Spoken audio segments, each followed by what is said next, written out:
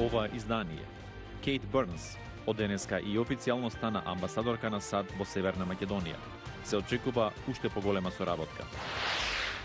Предупредување за ураган на делови од брегот на Луизијана. Жителите во Њу Орлеанс поставуваат песочни барикади. Вечерва почнува Охридско лето. Во живо ќе ја видиме атмосферата пред отворањето на фестивалот. Ќе ви кажеме повеќе со нас.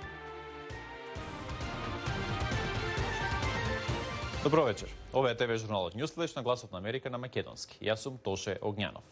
Предупредување за ураган е издадено за делови од брегот на Луизијана, откако тропската бура Бери ја зголеми моќта во Мексиканскиот залив.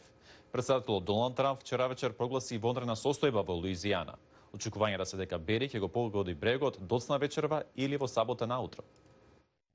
Рано утро во Бери беше на 155 км југоисточно од реката Мисисипи, со ветришта од 85 км на час и со брзина на поместување од 7 км на час. Бавното движење му возможува на ураганот да акумулира повеќе вода и сила од топлите води во заливот. Гувернерот на Луизијана веќе прогласи вонредна состојба и издаде наредба за распоредување на Националната гарда. Издадена е наредба за задолжителна евакуација на повеќе од 10.000 луѓе во близина на Мисисипи и на брегот. Американските официјални лица неофицијално планираат да почнат со депортација на недокументирани имигранти во недела. Наводно, прва цел се околу 2000 лица кои имаат наредби за депортирање, за некој од нив поради непојавување на суд за имиграционите процедури.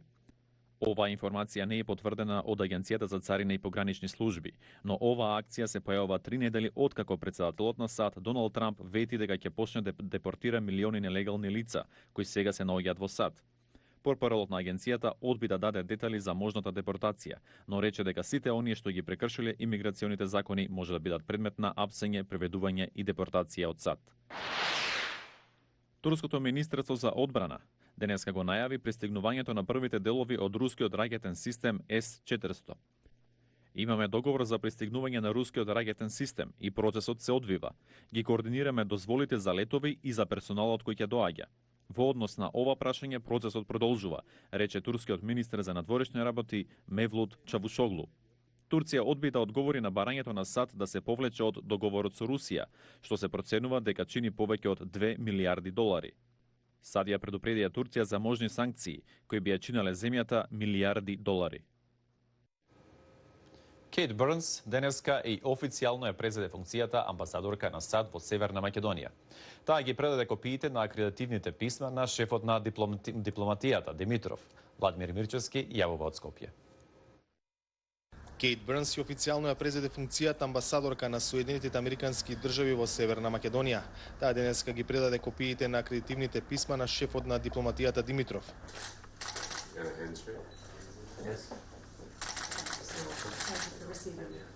Потоа, според протоколот, 8-миот поред американски амбасадор во земјава ги предаде акредитивите на претседателот Пендаровски.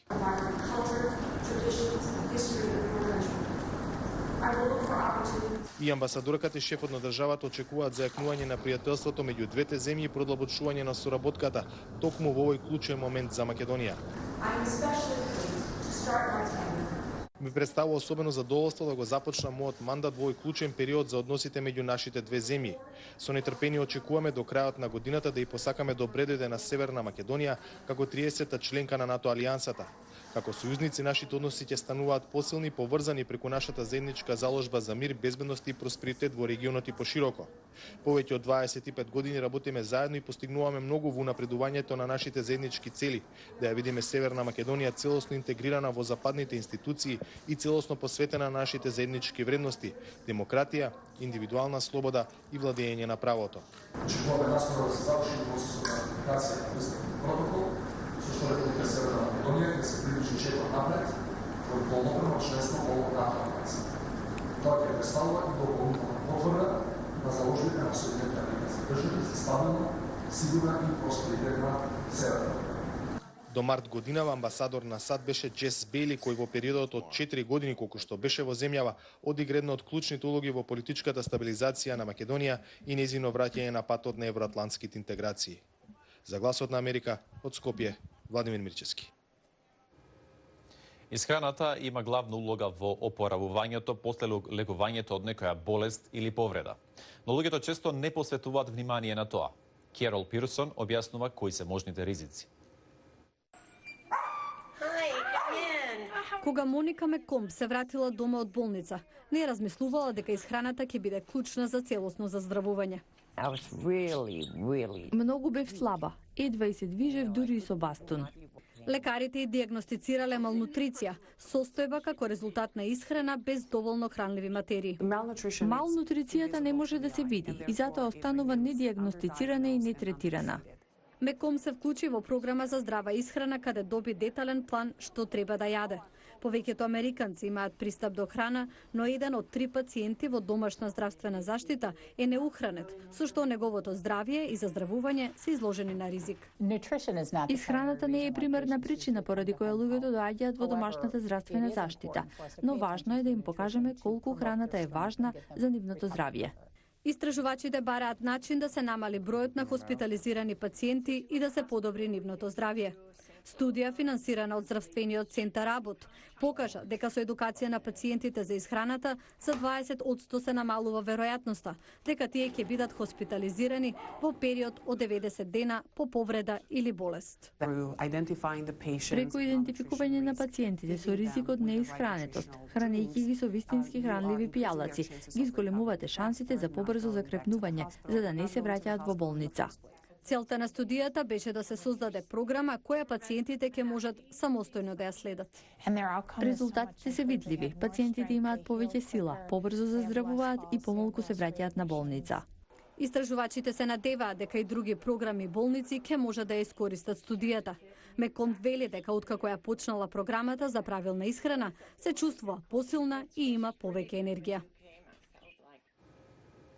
Вечерва се отвара 59-то издание на Охридско лето.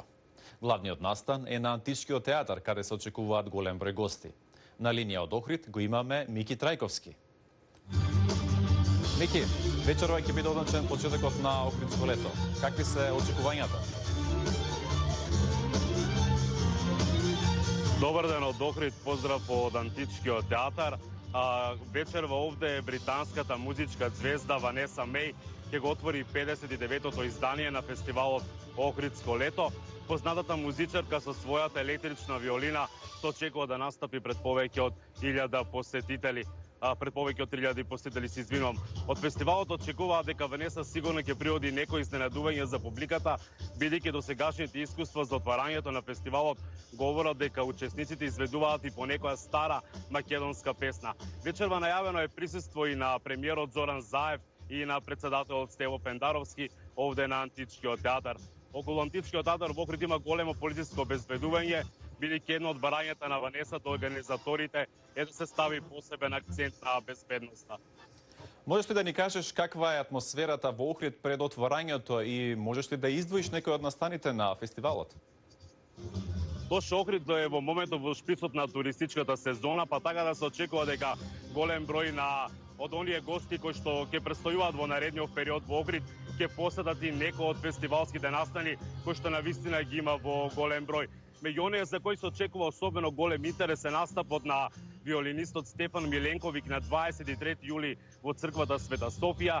На Античкиот театар на 8 август свој настап ќе има Владко Стефановски и Мирослав Тадик, а концерт ќе има и Дуке Бојаджиев и уметници од земјава и странство.